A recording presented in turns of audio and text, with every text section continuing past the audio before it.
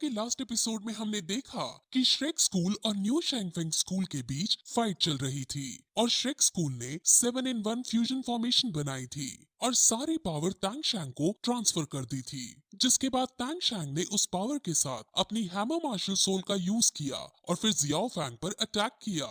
Xiao Fang बहुत शक्तिशाली योद्धा था, लेकिन तांगशैंग के इस वार से वो नहीं बच पाता और फिर काफी स्ट्रगल करने के बाद वो फाइनली हार जाता है।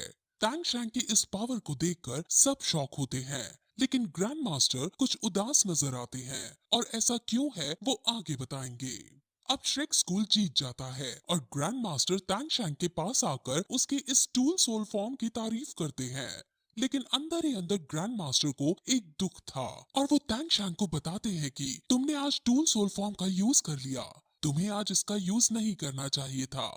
अगर मुझे पता होता कि तुम्हारे पास टूल सोल फॉर्म की पावर है तो मैं तुम्हें उसे यूज नहीं करने देता, क्योंकि अगर तुम अपनी इस टूल सोल फॉर्म का यूज मार्शल सोल हॉल पर करते तो तुम्हारे जीतने के चांस 70% हो जाते।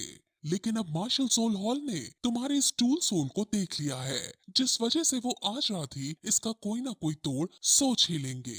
वहीं दूसरी तरफ हम बीबी डोंग को देखते हैं, जो अपने वॉरियर्स को एडवाइस दे रही थी और उसने अब तांगशैंग की टूल सोल को तोड़ने का एक प्लान बनाया होता है। अब वॉरियर्स का मास्टर वहां आता है और वो अपने वॉरियर्स को इंस्पायर करता है, लेकिन फिर वो धमकी भी देता है और कहता है कि अगर तुम कल का मैच हारे तो मैं तुम्हें 3 साल के लिए डिसओरिएंटिंग ग्रैंड कैनियन में भेज दूंगा। इस जगह पर बहुत खतरनाक जानवर रहते हैं और सिर्फ घोस्ट ही यहाँ जिंदा रह पाते हैं। वहीं अब ग्रैंड मास्टर को ये अनुमान हो चुका था कि मार्शल सोल हॉल ने अब तक तो तांगशैंग की टूल सोल पावर के खिलाफ कोई ना कोई तरीका तो सोच ही लिया होगा, और अब अगर तांगशैंग ने कल के मैच में अपने इस टूल सोल का यूज किया तो तांगशैंग या तो मर जाएगा या फिर पागल हो जाएगा। वहीं दूसरी तरफ बीबी डोंग के पास उसके 2 सोल लैंड मास्टर आते हैं और वो ये पूछ रहे होते हैं हम मैच से पहले ही तांगशैंग को मार क्यों नहीं देते, जिस पर बीबी डोंग कहती है कि वो अभी मार्शल सोल सिटी के अंदर है और अगर वो यहाँ पर मारा जाता है तो मार्शल सोल हॉल की बदनामी होगी और लोग कहेंगे कि मार्शल सोल हॉल अपने बुलाए हुए पार्टिसिपेंट्स को किलर्स से बचा नहीं पाया, जिस वजह से मार्शल सोल हॉल की ही बदनामी होगी। बीबी डोंग हालांकि ग्रैंड मास्टर के प्रति अफेक्शन रखती है और इस वजह से वो ग्रैंड मास्टर को कोई नुकसान नहीं पहुंचाएगी, लेकिन वो श्रेक स्कूल के बच्चों को, खासकर तांगशैंग को मारना चाहती है। अब अगले दिन फिर सब बच्चे रिंग के अंदर जाने लगते हैं, क्योंकि अब उनका ये आखिरी मैच होने वाला है। शैंगफेंग स्कूल के साथ साथ पॉइजन मास्टर भी तांगशैंग की खैरियत की चिंता करते हैं और मार्शल सोल भी तांगशैंग को देखता है, क्योंकि उनके लिए बाकी सब प्लेयर्स तो नॉर्मल थे, लेकिन तांगशैंग ही एक था जिससे उनको खतरा हो सकता था। अब दीन सभी बच्चों को मोटिवेट करता है और कहता है कि हर बार मैं यही चाहता था कि श्रेक स्कूल जीते और तुमने हर बार श्रेक स्कूल को जिताया है, लेकिन इस बार मैं नहीं कहता कि तुम जीतो या हारो, मैं बस इतना चाहता हूँ कि तुम सब सेफ रहो। और फिर ये कहकर वो उनको रिंग में जाने को कहता है और अब सब बच्चे रिंग के अंदर जाते हैं। अब बारी बारी से सभी का इंट्रो कराया जाता है, जिसमें अब हमें मार्शल सोल हॉल के वॉरियर की शक्तियों के बारे में पता चलता है। उनमें एक आदमी है जिसका नाम जीयू है और उसकी मार्शल सोल मून ब्लेड है। ये बहुत क्रूअल है और ये सामने वाले को बेहोश कर डालता है। दूसरी वॉरियर का नाम होलीना है और उसकी मार्शल सोल डेविल फॉक्स है। ये लड़की उड़ भी सकती है और इसके पास जीवो की तरह चार्म पावर है, यानी ये सामने वाले को अपनी तरफ अट्रैक्ट करके उसे डिस्ट्रैक्ट कर सकती है। अब ऐसे ही और भी वॉरियर्स के बारे में डिटेल डिस्क्रिप्शन दी जाती है और उनकी शक्तियों के बारे में हमें मैच के अंदर पता चलेगा।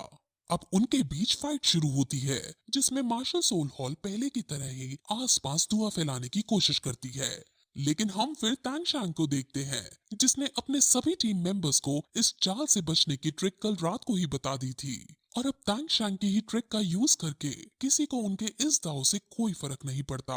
अब डेविल फॉक्स उन पर अपने चार्म से अटैक करती है और तभी फिर जीवू भी अपने चार्म को छोड़ देती है, जिस वजह से चार्म को काट देता है, लेकिन क्योंकि जीवू की रैंक उससे कम थी इसलिए वो इसमें घायल भी हो जाती है।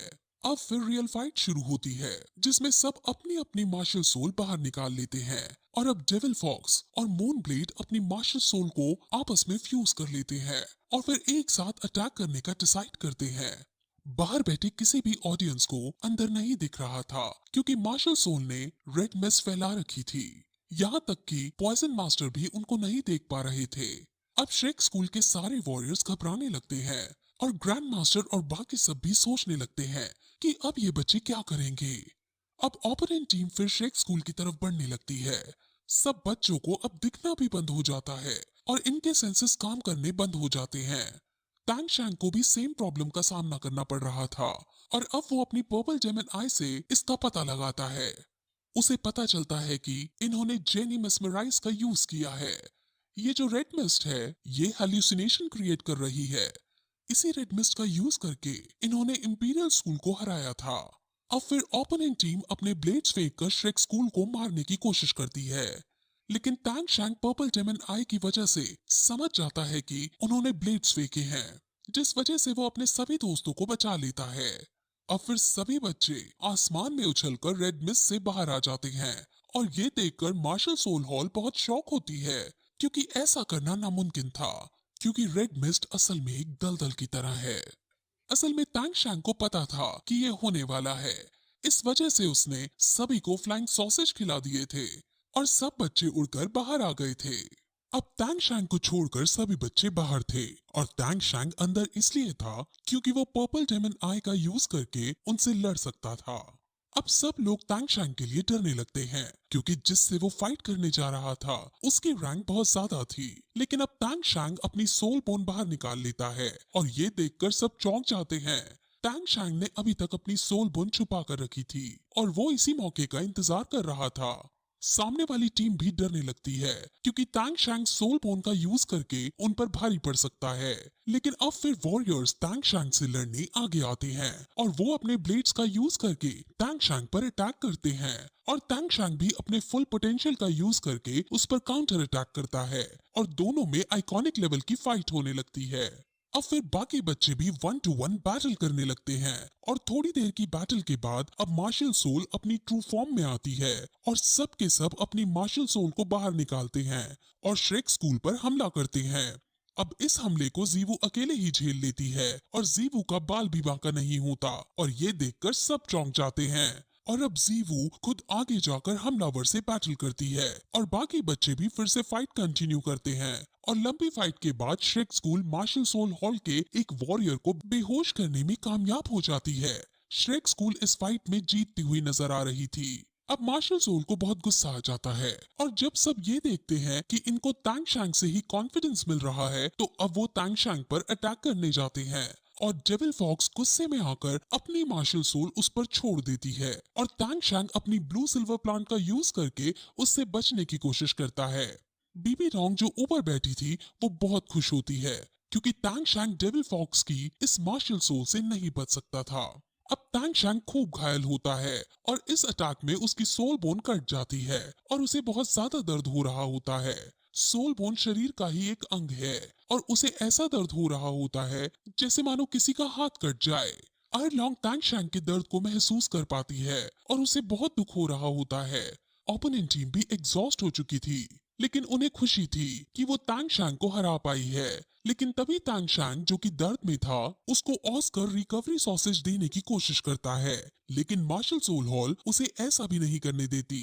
अब टैंग शैंग दर्द से कराहता हुआ कहता है कि हम नहीं हार सकते और वो फिर से अब फाइटिंग पोजीशन में आ जाता है। ओपोनेंट टीम उसे देखकर हंसती है और कहती है कि आखिर अब तुम क्या कर सकते हो, जिस पर टैंग शैंग अब उन्हें अपनी ट्रू पावर दिखाता है और जो उसकी सोल बोन कटी थी वो उसको कंट्रोल करके हवा में उड़ाता है और उन्हें ब्लेड्स की तरह यूज करके मार्शल सोल हॉल पर फेंकता है। उसकी ये सोल बोन इतनी ताकतवर थी कि वो सभी ओपोनेंट टीम्स को जाकर उनको घाव दे देती है, जिसके बाद उसके अंदर का पॉइजन उनमें फैलने लगता है और धीरे धीरे वो बेहोश होने लगते हैं। सभी बहुत शॉक होते हैं क्योंकि मार्शल सोल हॉल के ज्यादातर वॉरियर्स अब बेहोशी की हालत में थे। अब रिंग के अंदर टैंग शैंग ने एकदम सारे जज्बात बदल दिए थे और ये देखकर सभी बहुत शॉक होते हैं क्योंकि मार्शल सोल हॉल के ज्यादातर वॉरियर्स अब बेहोशी की हालत में आ रहे थे और फाइनली टैंग शैंग भी दर्द से कराहता हुआ बेहोश हो जाता है। अब ऑस्कर फिर से उसे सॉसेज देने जाता है और मिस्टर दाई और कैटगर्ल बाकी ओपोनेंट मेंबर्स को संभालते हैं। और अब फाइनली मार्शल सोल हॉल का एक बंदा बचता है जो अभी भी लड़ने के काबिल था, लेकिन पॉइजन मास्टर बीबी डोंग से sarcastically कहता है कि अगर अब तुमने मैच बंद नहीं किया तो तुम्हारे बाद आने वाली जनरेशन में सिर्फ एक अकेला ही योद्धा जिंदा बचेगा, क्योंकि तांग शैंग का जहर सिर्फ तांग शैंग ही बाहर निकाल सकता है। अब ये सुनकर बीबी डोंग हार मान लेती है और श्रेक स्कूल फाइनली जीत जाता है और ये देखकर सब श्रेक स्कूल की वाह करने लगते हैं। निंग रोंग रोंग के फादर अब वहां अपनी मार्शल सोल का यूज करके सभी वॉरियर्स की स्ट्रेंथ और रिकवर स्पीड बढ़ा देते हैं और अब ग्रैंड मास्टर और बाकी सब तांग शैंग के पास आकर उसे जगाने की कोशिश करते हैं। डीन तांग शैंग को होश में लाता है और तांग शैंग को सही सलामत देख सब बहुत खुश होते हैं। और फिर बीबी डोंग वहां आती है और तांग शैंग से अपने वॉरियर्स को सही करने को कहती है, जिस पर तांग शैंग ओपोनेंट टीम के पास जाकर उनका जहर निकालता है और फिर यही ये एपिसोड खत्म हो जाता है।